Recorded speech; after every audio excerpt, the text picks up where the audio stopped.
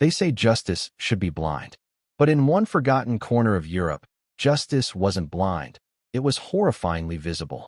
So visible, in fact, that it was performed in broad daylight, in the center of town, in front of cheering crowds. And it wasn't just the guilty who watched. Children gathered. Women leaned from windows. Market stalls paused, not for reverence, but for entertainment. In this town, the punishment wasn't prison. It was boiling. Boiling alive, flesh first, then bone, until nothing remained but screams and steam. And this wasn't medieval folklore or an ancient myth. It was law. It was ceremony. It was a spectacle. This was not the Middle Ages. This was modern enough to be remembered in legal records, observed by foreign diplomats, and carried out with pride. But how did a place, an entire town, come to believe this was justice? What twisted path of fear, vengeance, and spectacle led to this gruesome ritual becoming normal? And perhaps more disturbingly, why did it stop? Let's travel back to a time and place where justice boiled over, literally. In the heart of the Holy Roman Empire, nestled between well-traveled trade routes and dense, whispering forests, there stood a town known not for its wealth or beauty, but for something far more sinister. It didn't appear different at first glance. Cobblestone streets wound between timber-framed houses. Church bells rang on the hour. Bakers sold rye loaves warm from their ovens. Children played in the dusty square. Yet, at the center of it all, beside the fountain and the market stalls, stood a large iron cauldron. Empty most days. Innocuous. Until it wasn't. This was the town of Nordlingen, in what is now southern Germany, a quiet place with an unspeakable history. While many medieval cities had gallows or dungeons, Nordlingen was known for something darker. It boiled its criminals alive.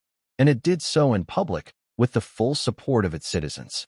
Not in secret, not in shame, but as an event. Nordlingen was a place where crime wasn't just punished, it was displayed. Where justice didn't merely correct, it terrified. And in a world still teetering between the mysticism of the Dark Ages and the bureaucracy of modern law, this town stood as a living anachronism, part court, part theater, part nightmare. But why? The roots of this macabre tradition run deep. In medieval Europe, punishment was spectacle. Executions were tools of deterrence and displays of power, not just for the accused, but for everyone. The more brutal the crime, the more brutal the punishment. And in towns like Nordlingen, crime wasn't just a violation of law. It was a violation of the divine order. Justice had to be seen. It had to be felt. By the 1500s, boiling had become one of the rarest and most feared forms of execution. England used it briefly under Henry VIII, and France employed it sparingly for poisoners. But in Nordlingen, boiling wasn't a royal decree.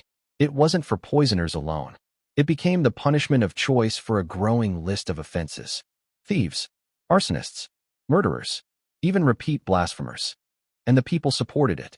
They didn't just tolerate the executions, they attended them. They brought their children. Merchants closed shop. Windows filled with faces. And when the cauldron hissed and bubbled, when the screams echoed across the stone buildings, no one turned away. No one wept. Some cheered. Many watched in silence. But all understood, this was justice. Foreigners visiting Nordlingen wrote home of what they saw. Some were appalled. Others were fascinated. One English merchant, passing through in the late 16th century, wrote of a man boiled for stealing a noble's horse. The crowd swelled as though a saint were to pass. Yet it was no saint they came to see, but sin itself, punished in fire. The town council justified the method in writing, citing religious scripture, Roman law, and local ordinances. It was precise. It was formal. It was legal. Yet for all its legitimacy, the act itself remained shockingly primal. The condemned were stripped naked and lowered slowly into a vat of scalding oil or water. Not instantly submerged. That would be too merciful. Instead, the executioner used a system of pulleys and chains to drop the body inch by inch. First the feet, then the shins. The liquid would bubble and foam, peeling away flesh. And as the screams began, the crowd leaned in. Sometimes it took minutes, sometimes hours, and the children watched. Over time, the town gained a reputation, not just locally, but across the empire. Criminals feared being tried in Nordlingen more than anywhere else. Stories spread in hushed tones. Warnings passed between travelers like ghost tales. And still, the town did not stop. If anything, the practice expanded. By the early 1600s, boiling had become codified in the town's judicial record. Not an aberration, a procedure. The cauldron itself was maintained by a designated executioner, who also oversaw the firewood, oil, and iron winch. Records show that he was paid not just for the act, but for preparing the scene, as if staging a play. This wasn't medieval madness. It was administrative terror. And yet, within the town walls, this system worked. Crime rates were low. Social order was strict. And most chillingly, the citizens believed in it. Generations were raised not just to accept public execution, but to celebrate it. Historians today struggle to explain how an entire population could support something so savage.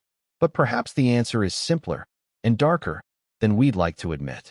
It worked because people wanted it to work, because fear was easier than reform, because watching someone else burn made them feel safe, powerful, righteous. But even in Nordlingen, one crime would change everything. One man, one act, one moment of violence so brutal, so unexpected, that it would shake the town's conscience and force its citizens to ask, had they gone too far?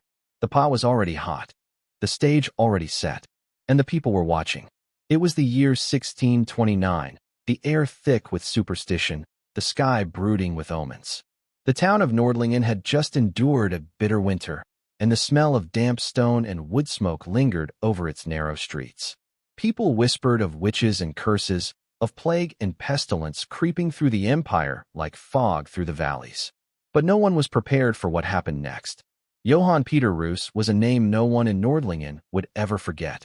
He wasn't a thief or a vagrant. He wasn't a stranger. He was a man of the town, known to many, ignored by most. A butcher's apprentice. Tall, pale, and quiet, he kept to himself. But behind his withdrawn demeanor hid something darker, something festering. One spring morning, Roos was arrested for a crime so depraved that even the hardened guards recoiled upon hearing it. He had been caught abducting and murdering a child. Not just any child, the 6-year-old daughter of a local merchant. Lured away from the market square with sweets, she vanished in broad daylight. Her body was found days later in the woods, mutilated beyond recognition, parts removed, arranged with ritualistic precision. The implication wasn't just murder, it was sacrilege, blasphemy, pure evil. Panic spread like wildfire. Children were kept indoors. Churches overflowed with prayers for protection. The town council convened an emergency session, and the people demanded a punishment so severe that no one would ever dare repeat such a crime. This time, hanging wouldn't do. The axe was too swift. Even the wheel, that ancient instrument of torture, felt inadequate. So they chose the cauldron. But this would not be a standard execution. No, this would be the most public, the most prolonged, the most symbolic boiling in the town's history. They would make an example of Roos. And in doing so, they would expose the darkest depths of their own cruelty. The execution was scheduled for a Sunday. That morning, church bells rang not in mourning, but in anticipation. By noon, the square was full. Men climbed rooftops. Mothers held their children on their shoulders. Foreigners arrived from neighboring villages. Soldiers formed a perimeter, and in the center stood the iron pot, already bubbling with a mixture of water, oil, and pitch. Roos was dragged into the square, chained and stripped. His face, it said, remained blank, not defiant, but hollow. Some claimed he confessed. Others said he spat. Either way, no one cared. This was not about justice anymore. It was about vengeance. The crowd jeered. The town councilors watched from a raised platform, their robes crisp, their expressions unreadable. The executioner, a man with years of experience, looked pale. Even he had never performed a boiling like this. The process began slowly. Roos's feet were lowered first, as was custom. But rather than proceed methodically, the executioner was ordered to halt at intervals, to pause the descent so that the agony would stretch.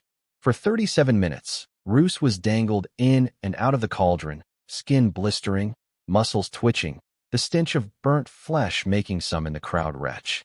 The screams were not human. At some point, Roos stopped making noise. His body convulsed, then went still. But the town wasn't done. They continued the boiling until only fragments of bone and cartilage remained.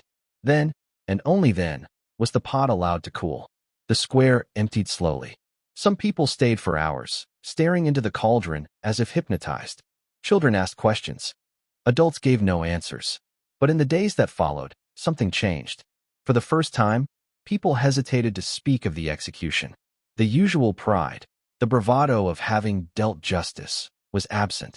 The event had been too brutal, too raw. Whispers began. Was it too much? Had they crossed a line? The town council issued a decree praising the execution as a necessary and righteous purgation of evil. But privately, some members voiced concern. One chronicler, whose records survived in a monastery archive, wrote, "The devil was punished, yes, but in doing so, did we not become devils ourselves?" That question lingered. The boiling of Johann Peter Roos was the last of its kind.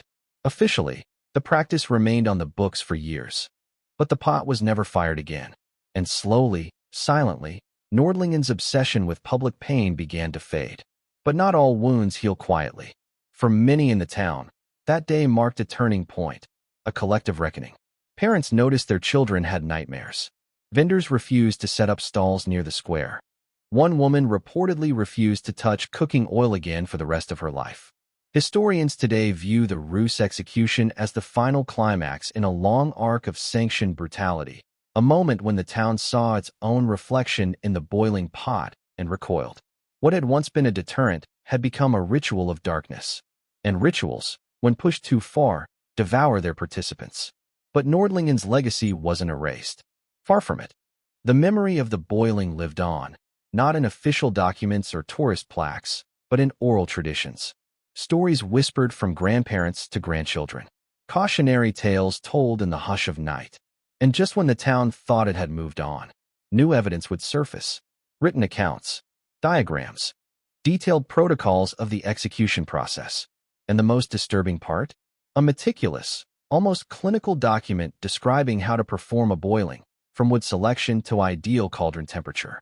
It was as if cruelty had been converted into instruction, not lost to history.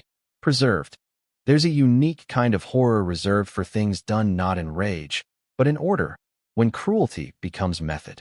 When torture is codified, ritualized, and written down like a cookbook.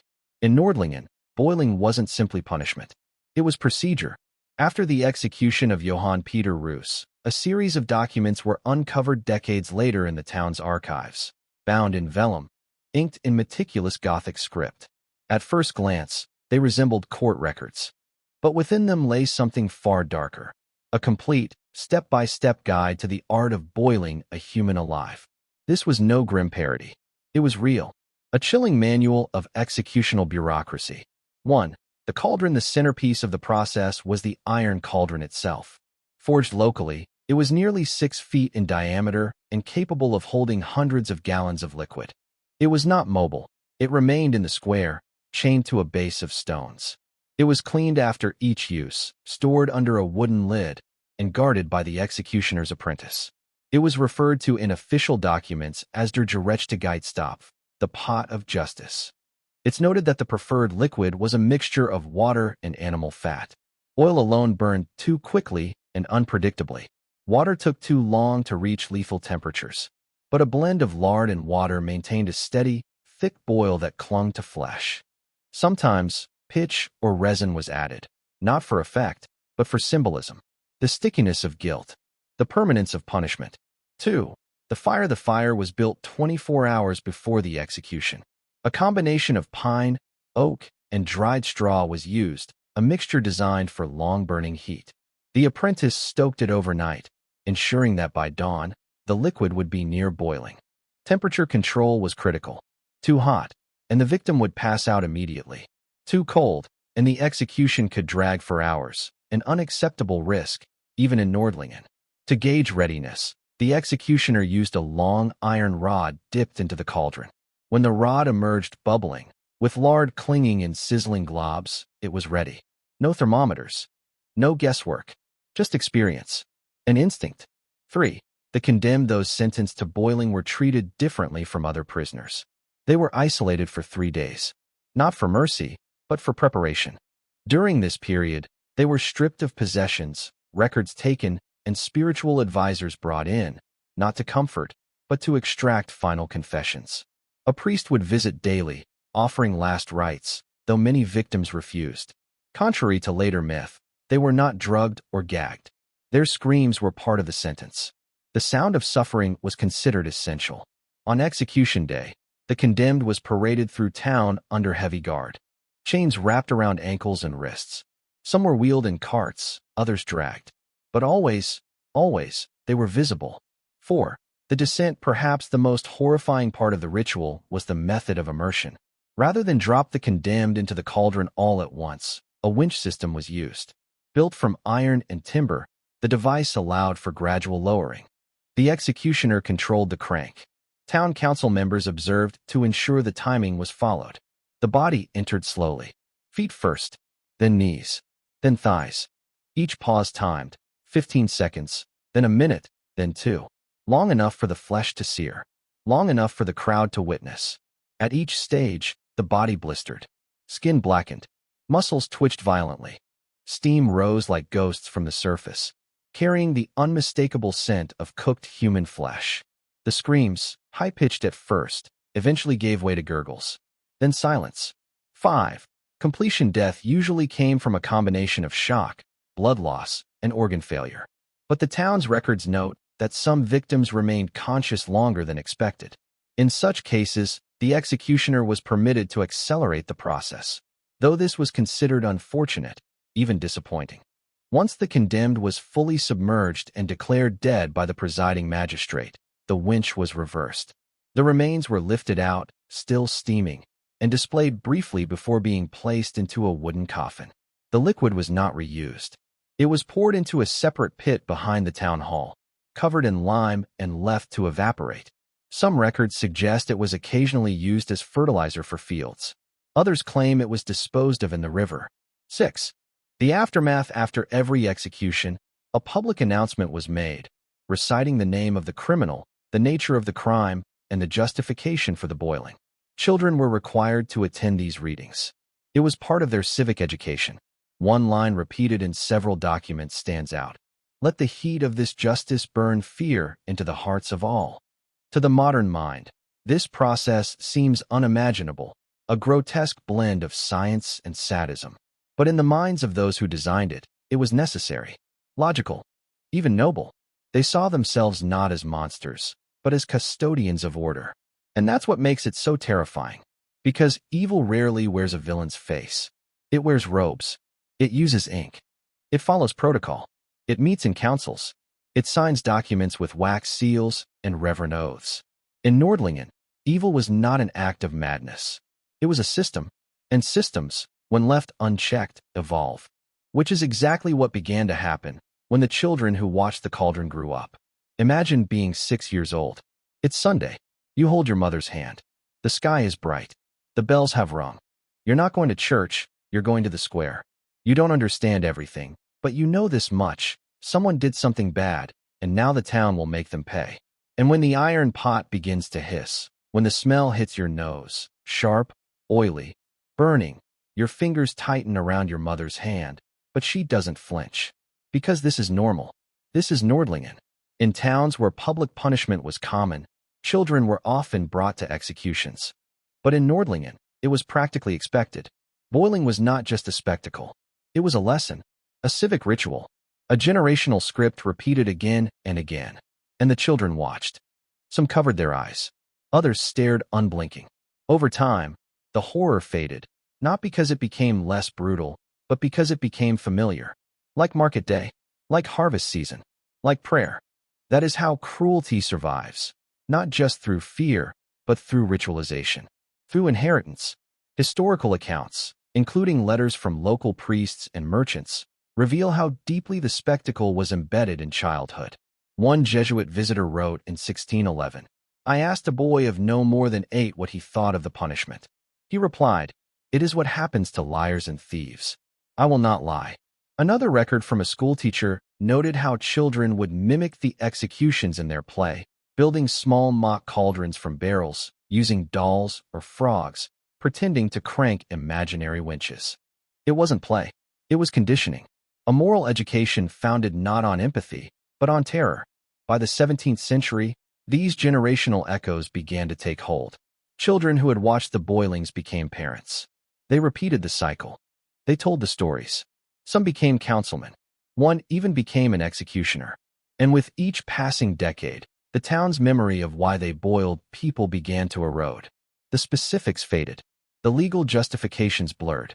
What remained was tradition and a vague, persistent belief that harshness meant order. But trauma doesn't disappear. It burrows. Surviving records from Nordlingen's church archives mention spikes in confessions following public executions, particularly among the youth.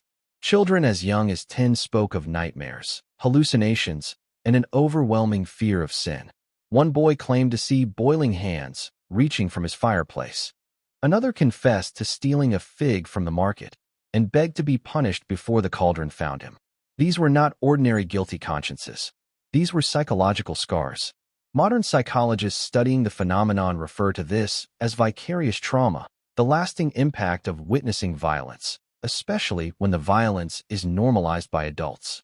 But in Nordlingen, it was more than psychological. It was cultural. Parents saw no issue. They believed they were raising moral citizens, children who feared crime, respected order, and understood consequences. The trauma wasn't hidden. It was welcomed. Fear was seen as virtue. Even lullabies included references to punishment. Sleep, my child, and do not cry, or into the pot you'll surely fry. Not metaphor. Not fairy tale. Reality. And as these children grew, the lesson stayed with them. Some became fearful adults, hyper-religious, rule-bound, and reclusive. Others became cruel, convinced that harshness was the only way to govern. A few became criminals themselves, shaped not by temptation, but by resentment, by a deep, burning hatred of a system that had taught them justice was agony. It's no surprise that by the late 1600s, Nordlingen's crime rate began to rise, despite the boiling tradition. Historians now believe that the psychological damage of these executions may have contributed to social unrest, addiction, and even increased violence. The very system meant to suppress crime had, in some cases, incubated it. By the turn of the century, fewer children were brought to the square, not because of moral awakening, but because of shifting winds. The Enlightenment had begun to stir across Europe. Philosophers questioned divine punishment. Jurists debated humane treatment. And neighboring towns began to look at Nordlingen not with admiration, but with pity. Whispers turned into judgments. Nordlingen was behind the times. Barbaric. Embarrassing. Parents took notice. And slowly, subtly, the tradition unraveled. The final documented boiling, Johann Peter Roos, was not attended by as many children as previous executions. A local pastor even advised against it. His sermons warned that some evils, once witnessed, could never be undone. Let not the child's eye be stained with the sins of our wrath, he wrote. But it was too late. For generations, the children of Nordlingen had inherited the smoke and steam. They had grown up under the shadow of the pot. And though it no longer boiled, its memory burned on. Decades later, visitors still wrote of the town's quiet tension, the way people avoided the square after dark, the way old men flinched at the scent of burning oil.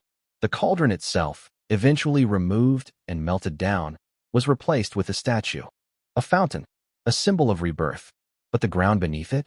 Still scarred, still soaked with history, still haunted. And while Nordlingen tried to bury the past, the world had already begun to whisper. Foreigners had seen the executions, and they had not forgotten. They would tell the world what they saw, and what it revealed about the human soul. The boiling pot of Nordlingen didn't just scald flesh, it seared itself into the memories of everyone who witnessed it. And while many locals accepted the ritual as grim necessity, not everyone who saw it was from Nordlingen. Travelers, diplomats, clergy, soldiers, they came from across Europe, passing through the trade routes of the Holy Roman Empire. Some were drawn by curiosity, others by duty. All of them left changed. They carried with them stories, accounts of fire, flesh, and fear, scribbled into journals, etched into letters, and, in some cases, published in books that reached far beyond the town's modest borders. Nordlingen had become infamous, and its reputation was spreading. The diplomat's horror, one of the most disturbing records, comes from a Flemish envoy named Hendrik van Oosterlink, who visited Nordlingen in 1618 on a diplomatic mission.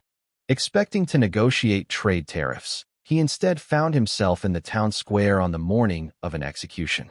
His description is clinical, almost detached.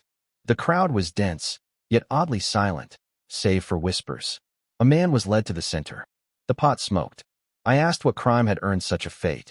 The answer: theft of wine. A barrel from the mayor's store.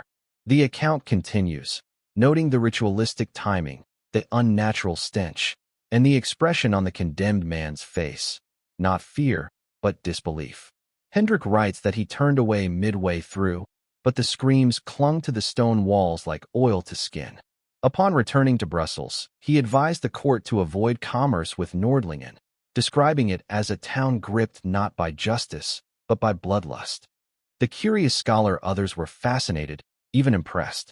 A French natural philosopher named Edouard Belleville visited Nordlingen during his research on human anatomy and punishment.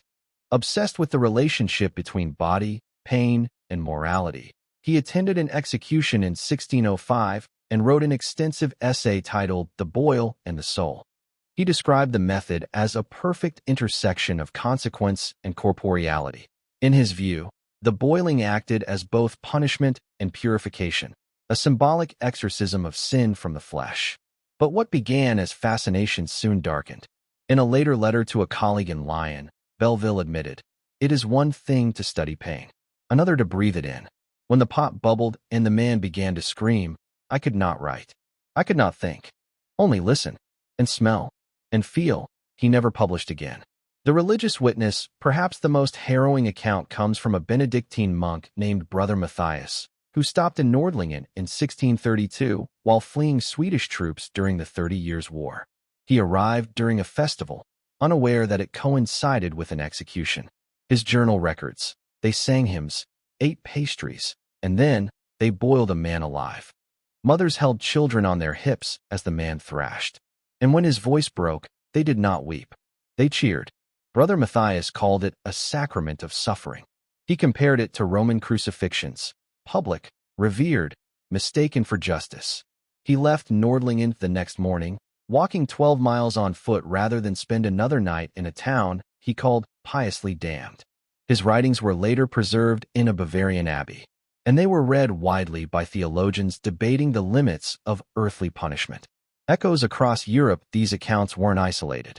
In Spain, a physician visiting on behalf of the Habsburg crown described Nordlingen's justice as primitive brutality hidden under the mask of ritual.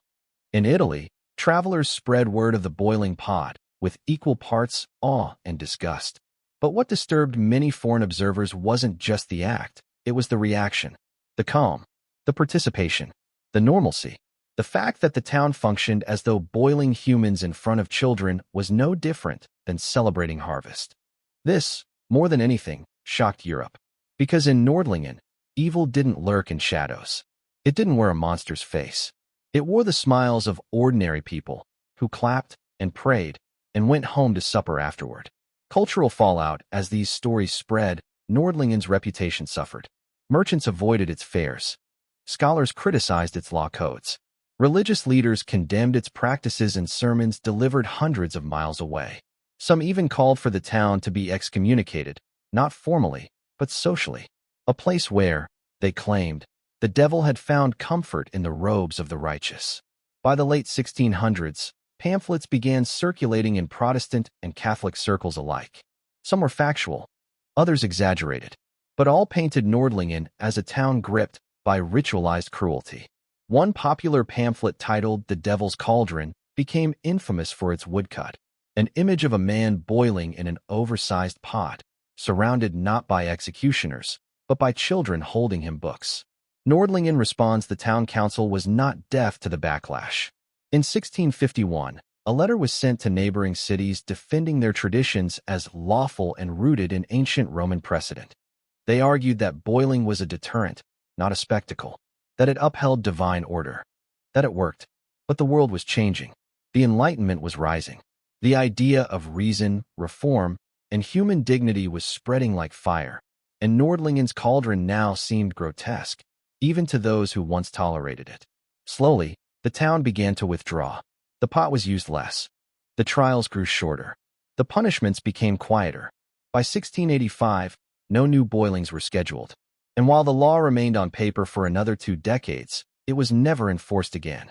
The cauldron, that monstrous icon, was dismantled, broken down, recast into smaller objects, church bells, fence posts, even parts of the town clock. It was not buried. It was repurposed.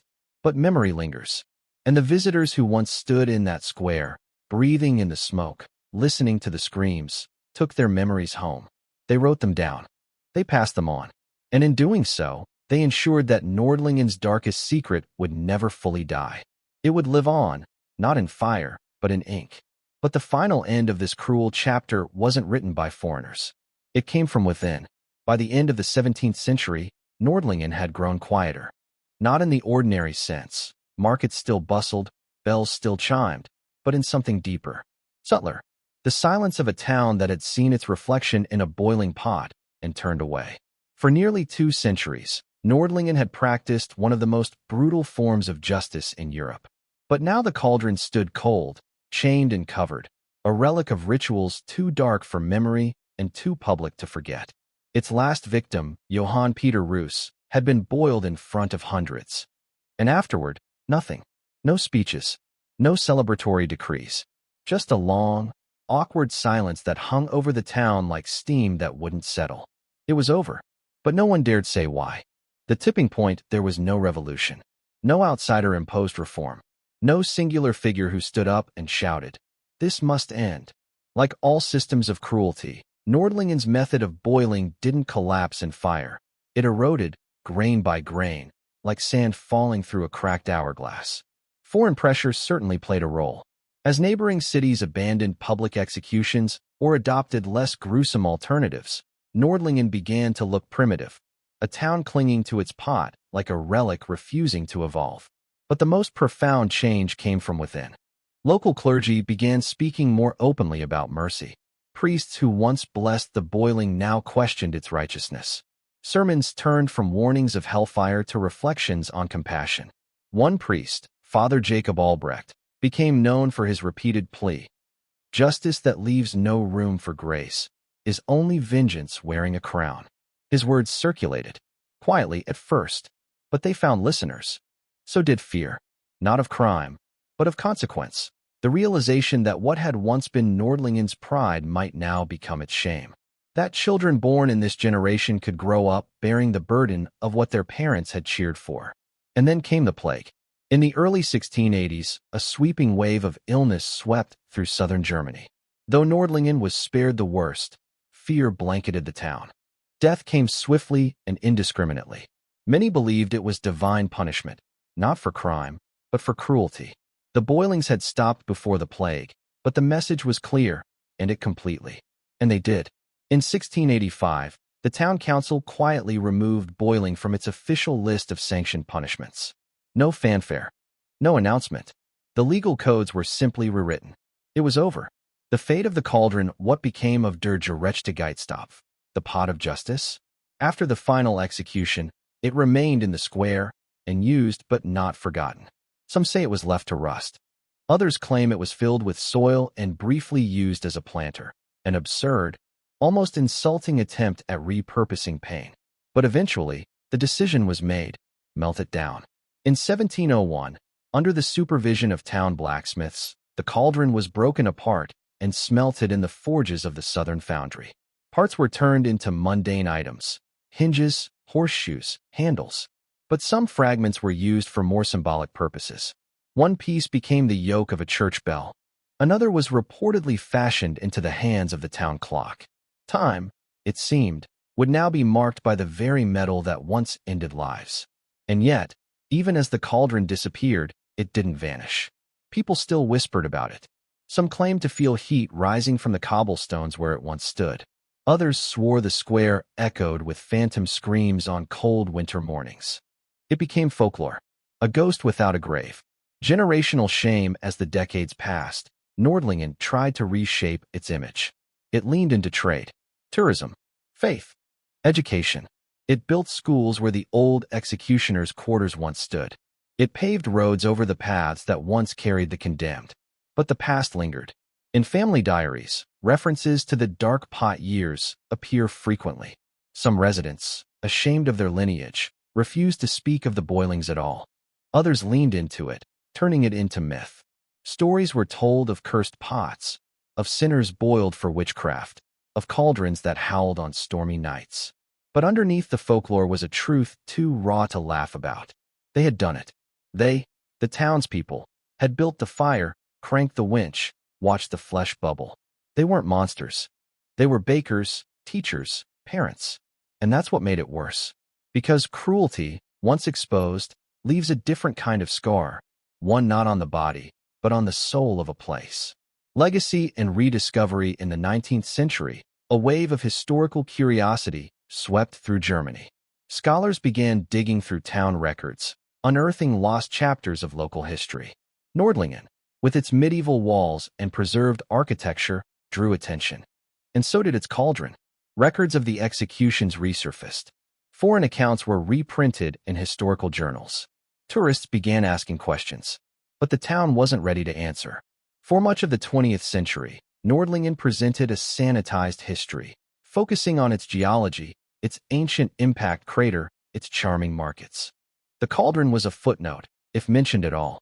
It wasn't until the late 1980s that the truth began to reemerge. An exhibition titled Justice in the Shadows, Punishment and Spectacle in Medieval Europe featured a full section on Nordlingen. It included original documents, sketches of the cauldron, and, most chillingly, a transcript of Johann Peter Roos's sentence. Visitors were stunned and fascinated. Documentaries followed. Books. Eventually, whispers turned to headlines. The town that boiled its criminals alive. Nordlingen had once tried to bury its past. Now the world was digging it up. A town haunted by order today, Nordlingen is a peaceful town. Tourists stroll its medieval walls. Children play in the square where the cauldron once sat. There is no plaque, no marker, no statue to commemorate what happened there. And perhaps that silence is its own kind of monument. Because while some crimes leave behind bodies, others leave behind memory, heavy, invisible, and passed down like an heirloom no one wants to claim. The cauldron is gone, but the shadow it cast still lingers. It ended in silence. Not with revolution, not with reckoning, but with time quietly folding the horror away like parchment in a drawer. Nordlingen no longer boils criminals in its square. The iron pot is gone. The screams have faded. But the stain remains, not in blood, but in memory. This was not the story of one madman, one tyrant, or one twisted ritual. It was a story of us, of what humans are capable of when cruelty becomes tradition, when fear masquerades as justice, when pain is normalized by routine. Generations grew up watching bodies boil and believed they were watching justice. They passed that belief to their children, wrapped in hymns, bedtime stories, and civic pride. That's what makes Nordlingen so terrifying. Not because it was uniquely evil, but because it wasn't. It was ordinary.